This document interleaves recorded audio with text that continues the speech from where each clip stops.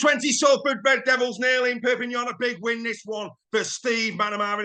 They've been in really dodgy form of late, but they bounced back here against the Salford Red Devils. Another disappointing away day for Salford Red Devils. They've done this a couple of times this season. It wasn't quite the 18 points in 18 minutes that KR put on FC, but it was not far off. 28 minutes, 18-0 down. There you go. The first try, well. First of all, lovely charge down from Bailey Sivinen, and then off goes Cesar Rouge. Off he goes down the field of play, or Rouge, if you'd rather say that. Off he goes down the field of play, and it goes up as a try. And guess what?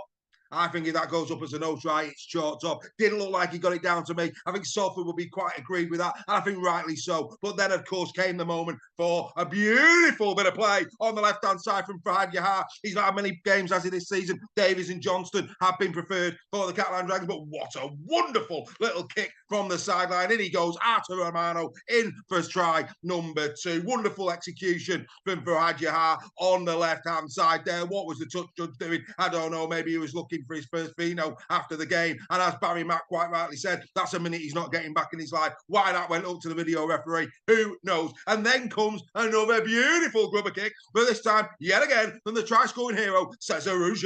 Oh, yes, and Artur Romano's there for try number 2. A brace, no less, for Mr. Romano. All the scorers are, of course, French in this one. Great for French Rugby League when that happens, of course, and Catalan will be a lot happier having won this game. As for the Salford Red Devils, they will be very disappointed indeed. I mean, I'll say this is an interesting one for you. I mean, even though Salford lost by 20 points to 0, they actually had 8 more playable balls in the 20-metre zone of the Catalan Dragons. In that 20 play in opposition's 20-metre lines, they had 8 more than Catalan. Catalan just executed more, and where it was really won and lost was tackle busts and missed tackles. 49 missed tackles by the Salford Red Devils. That's a stat that you don't normally see. They have defended really well, haven't they, this season, but some really bad missed tackle stats. And one man who, let's be fair, he's been in Team of the Week a couple of times this year, Ollie Parkinson, missing 11. I mean, that is something that you don't see that often. Ollie will be devastated with that. Don't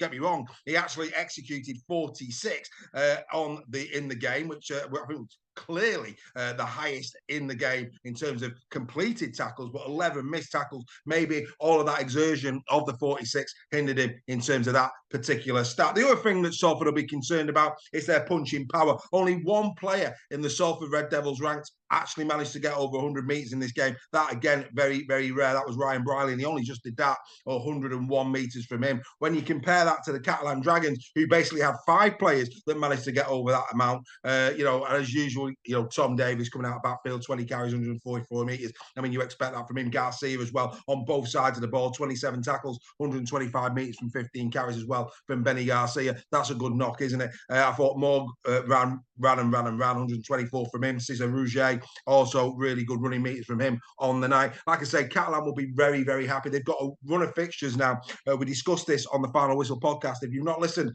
to the Final Whistle podcast, go now to Apple, Amazon or Spotify. Find the Super League Raw podcast. Listen to what myself and Steph had to say about all the round 17 fixtures. We did, of course, discuss these games in their entirety. Make sure you go and listen to those. But like I say, a run of fixtures now for Catalan that are very winnable. The next 4, the likes of London, Castleford, etc. They should be going on now and really putting a run of fixtures together and cementing themselves in the top 6. As for the Salford Red Devils, they're still in the box seat, aren't they? But Leeds are not that far behind. Of course, Brad Arthur's coming this week. What will that do for the Leeds Rhinos? Salford, without question, missing the likes of Nene McDonald and Tim Lafay in this one. They really need those back as a matter of urgency, or quite frankly, it could slip away after what has been an outstanding 16 rounds from the Salford Red Devils to put themselves in with a shout yet again. Will it be heartbreak once more for Paul Rowley? Will he miss out on the playoffs like he did last season on the final day of the season? We will wait and see on that. But like I say,